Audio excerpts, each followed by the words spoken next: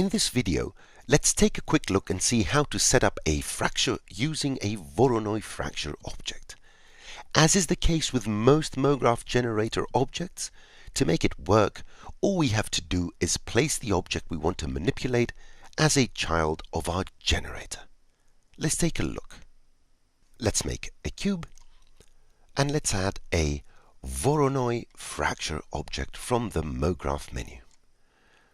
I'm going to drag the cube as a child of Voronoi fracture, and there you have it. The cube has been fractured. By default, each fragment will have its own pastel color and is a closed watertight object. What you're seeing is not just the cube surface fragmented, but the cube volume. To see this a bit clearer, with the Voronoi selected,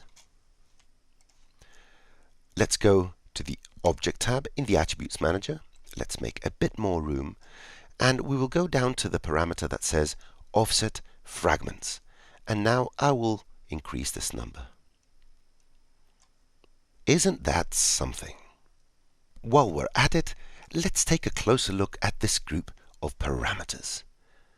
Colorize fragments, well, we already know what that does. If I turn it off, you will see that there is no color. If I go to the Transform tab, it's just like any other MoGraph generator, and I can select what color all my objects are going to be. So if you know how MoGraph works, you know exactly how the Transform tab works. Back to the Object tab. Create N-gon surfaces. To show this a bit clearer, let's go to the Display and turn on the Gros shading lines. And I'm going to dolly in. And let me turn this off. Now you can see that we have triangulated all the faces. So let's keep this on because I like it this way. The offset fragments defines how much the fragments will be offsetted. And you can see that the algorithm creates perfect fragments without any issues. Now let's click on Hull only. Now you will see that we have only a fragmentation of the surface of the object and not the volume. Let me turn this off again.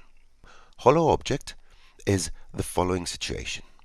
If I have an object which has a shell, I use hollow object to fragment it. Let me show you exactly how this works. In a new scene, I'm going to make a sphere. And I'm going to make it editable by pressing C on my keyboard. Now let me turn on my Gros shading lines. What I'm going to do is select all polygons, press D for extrude, and extrude them out. Now I'm going to create caps, and if I go into my sphere, you will see that it's double-sided. The best way to see this is if I go to the lines mode. There. So now we have a double-sided sphere. So it's a shell of a sphere. Let me turn on this again.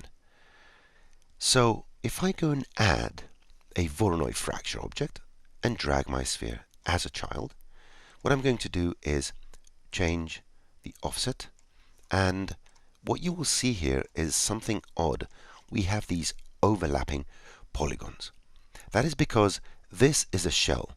And as far as the default state of the Voronoi fracture, these are two spheres. In this case, if I want to fragment the shell, then I have to go and click on the hollow object. And this makes the Voronoi fracture object understand that we only want to fracture the cell, not the volume of the object.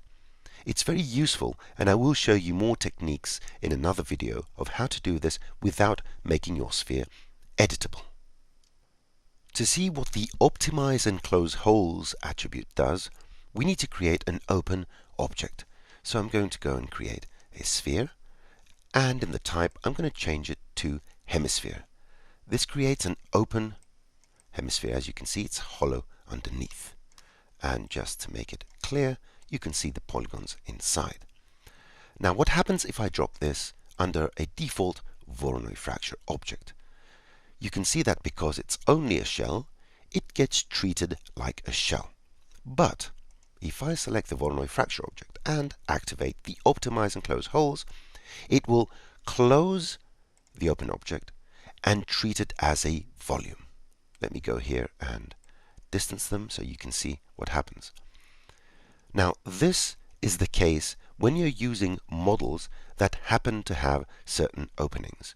For example, you have a human model and the eyes are not closed, they're hollow, they're just holes.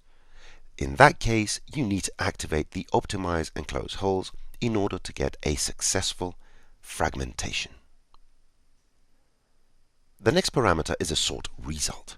To see this better, we have to do something. I'm going to go to the transform and change the display to show the index. This is a new Release 18 feature. I'm going to make it darker so we can see the numbers. What you see here is the ID, the index number of each and every one of the fragments. And you can see that it's pretty much random. So we have 0 here, 1 here, 2 is here, 3 is here, and so forth. So if we want to do something relating to the indices, but having a certain spatial configuration, we can't do it as it is. But if I go to the object and sort the result, now it's sorting it on the x-axis, which means that if I go to the side view, you will see that the numbers go 0, then 1, 2, 3, 4, 5, 6, 7, and you can see they go from plus x all the way to minus x. And that is because we've set the result by x. So it's sorting by x. If I invert this, it will go 0, 1, 2, 3, and so forth. And I can sort on y or on z.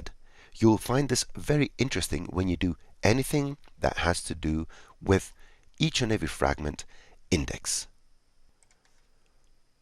Now that you know how to set up a default Voronoi fracture, let's continue uncovering even more functionality.